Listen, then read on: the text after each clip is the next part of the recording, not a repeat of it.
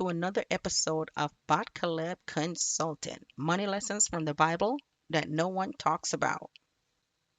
Hi, I'm Malka Aksa BahtKaleb, and we are in another episode on this YouTube channel.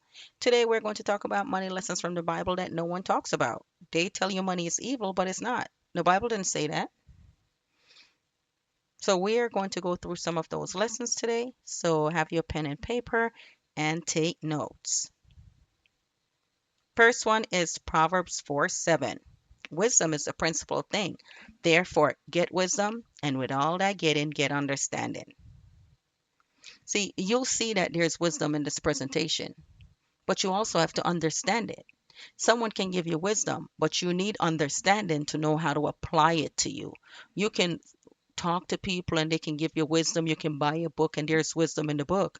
But do you have understanding of how to apply what's in the book to your life?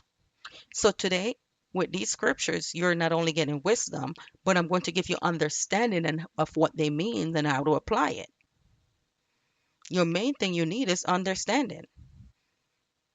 Yahweh said, for lack of knowledge, my people perish.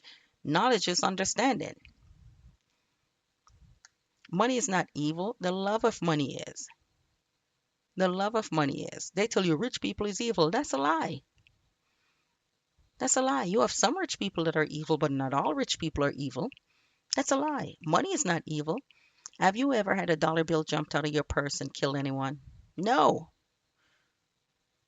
If you're good, you're going to be good whether you're poor or rich. And if you're bad, when you have money, it just amplifies your wickedness. Money is not evil. The love of money is.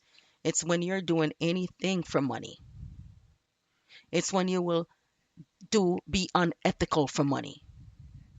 It's when you'll rob, steal, kill, cheat, lie for money. Now you're evil because the money is not robbing, the money is not lying, the money is not stealing, the money is not cheating, and the money is not being unethical. You are.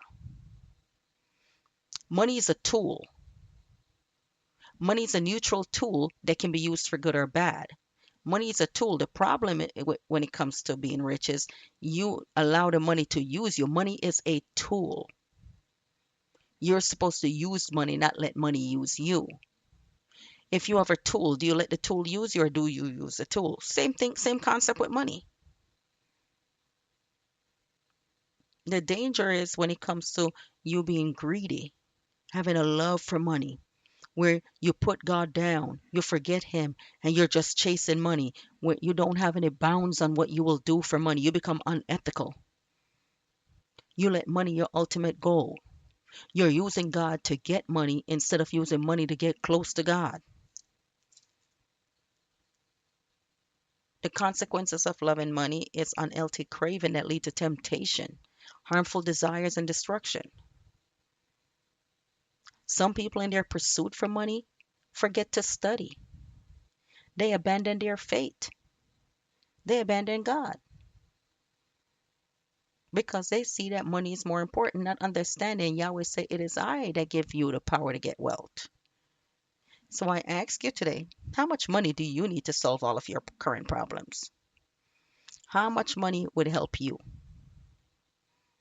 Your issues today, can they be solved with money? And you may say you don't have enough of it. Well, go get some. Think about the issues you face now. Can money solve them? And if so, how much? But if you get money today, would it solve your problem?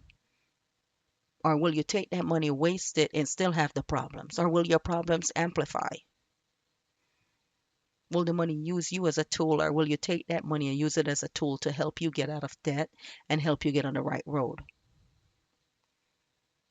Maybe that's something you should go talk to Yahweh about when you pray.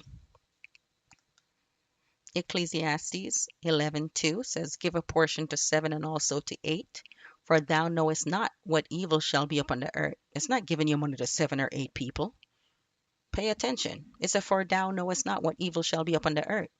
It's telling you don't rely on a single source of income. Have 7 or 8 sources of income. Well, I can't do 7 or 8 jobs. You're right. That's fine. You say you can't, then you can't. I can. I can do 7 or 8 jobs. But that's not what it's talking about. You can invest in the stock market. You can Invest in gold, silver. You can have a job. See, that's four already. You can buy and sell. That's five. You can have a side hustle on the weekend. That's six. You see how much you can do? It's so many. You can have a savings account that's collecting interest. That's seven. And I can even give you more. There's so many more. Those who take our consulting classes and of our consulting company help them, they're wealthy. They're rich. They have money because we not only give them wisdom, we give them understanding. So you're getting understanding today. Don't put your eggs in one basket. Don't rely on a single source of income. Time keep passing by and you're in the same pitiful condition. Get out of it. Get out of it. Turn to Yahweh word. See what it says. Turn to Yahweh. Save during abundance. And if you're having a lot of money now, Joseph saved 20% during the 7 years of plenty to survive famine. Because he knew the 7 year of plenty there were going to be 7 years of famine. He saved 20%. 20% of everything that came into Egypt he put aside. And Egypt became the superpower. There were nations coming to Egypt for food. His own family who would abandon him in the time of famine had to come to him for food. Not to say that you're going to feed the whole world and the whole country, but build an emergency fund and practice long-term planning. Get that Jacob plan concept in your mind. Automate your savings. Set up automatic transfers from your checking account to a saving or investment account every payday. And you may say, well, you need all of your money to pay your bills. Do you eat lunch? Do you buy coffee? Do you buy drinks? Take that money. Try doing it for 3 months or 6 months of cooking at home, and the money you would spend out there buying lunch, have it go automatically to your savings account and watch it grow. Consider starting a side hustle. Out there, they have what they call a 50, 30, and 20% rule. For Yahweh, we have different rules with our money to build our wealth. But for you, do 50% of your income for your needs, 30% for your wants, and 20% for savings and debt repayment. Pay your debt. Pay your debt. Pay off those credit cards. Pay down those credit cards so your credit can work. Credit is king. You must have good credit. Pay your debts. You'll have people out there, rich people say, well, they don't use credit, they use cash because they can. Because they can. They've already had that establishment. You're not there yet. So you need credit. Pay off your credit card. They start you off. You may have $500 credit. You use it on gas, use it on your lunch, pay it. Then it goes to 1,000 and it just keep going up. Next thing you know, you can have multiples. Pay it. Don't be wicked. Pay your debts. Debt is a form of slavery. The scripture tell you owe no man anything. Proverbs 22:7 said the rich rule it over the poor and the borrower is servant to the lender. You say, see, look, rich people are evil. No, they're not. Rich people are not evil. Rich people are not evil. Not to say some rich people are not evil. Some rich people are evil and some rich people are very good people. It said the rich rule it over the poor and the borrower is servant to the lender. Avoid unnecessary debt. The rich rule it over the poor. Why? Because poor people normally borrow from the rich.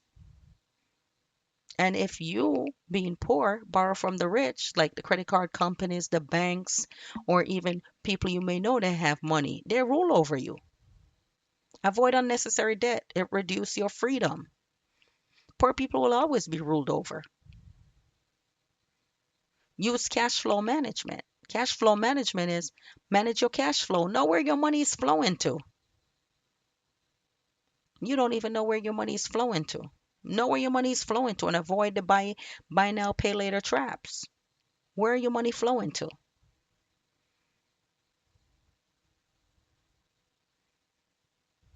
The rich rule it over poor people because poor people borrow.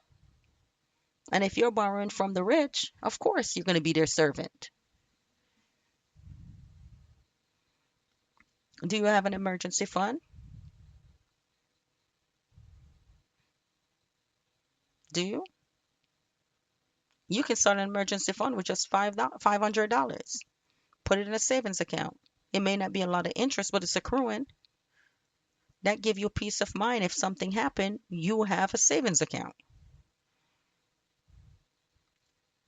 On one of my videos before I did where you can start investing like $50 into stocks, and I think Acorn give you like I think $10 to start. I forgot how much it is.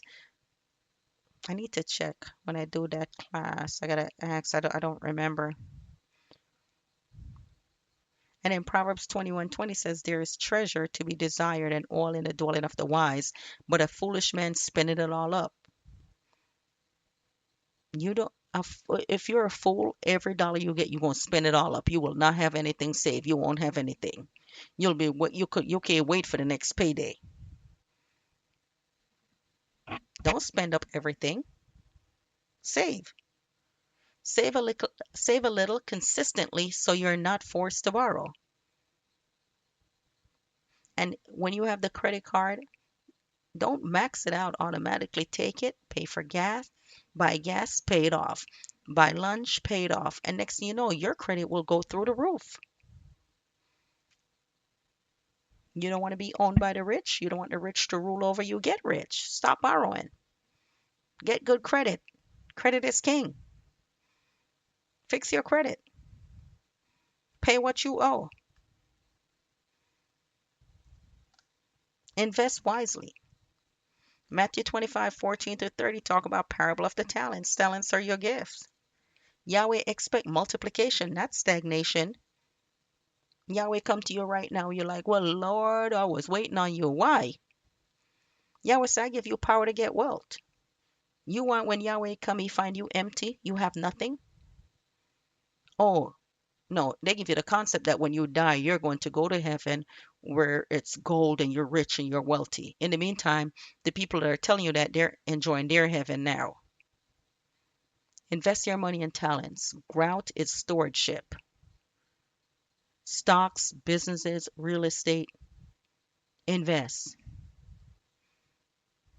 So you're waiting to die to go to heaven to be rich.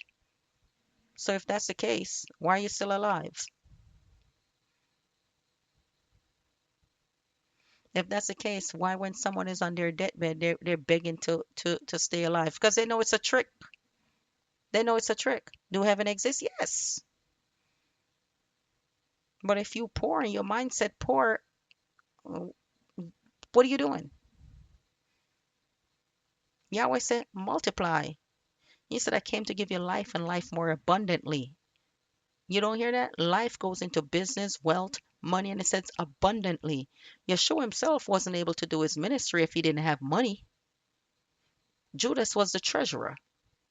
They lied to you and said he was a poor man. That's a lie. Yahweh expect multiplication, not stagnation. Multiply. Think abundance. I've given you wisdom and understanding.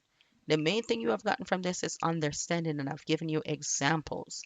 And you can always email me at bahtkalebconsulting@gmail.com or consultant@bahtkalebconsulting.com, or go to the website www.bahtkalebconsulting.com and send me a message there. The funny thing is, it's like in the East, it's so much different when it comes to the consulting company, and people pay thousands and thousands of dollars, hundreds of thousands of dollars, and everything else, and I have the business. And here in the West, people are like so like rooted in poverty and lack. Remove the lack mindset. And if you like what I'm saying to you today, whether it upsets you or not, good. It should upset you. Whether you agree or not, so what? I gave you understanding. Wisdom and understanding. So glory to Yahweh. Like and subscribe. Subscribe, subscribe, subscribe. If you like what it's saying, subscribe, because I am on a path where I talk to my dad, and I'm going to do a video every day for at least X amount of days. I won't say the amount, but it's over 30 days. It's going to be a while. So every day I'm going to put out a video to help. A video that give information, not only give wisdom, but it also give understanding. So, praise Yahweh. Thank you for watching. Bye for now. I'll have another video tomorrow.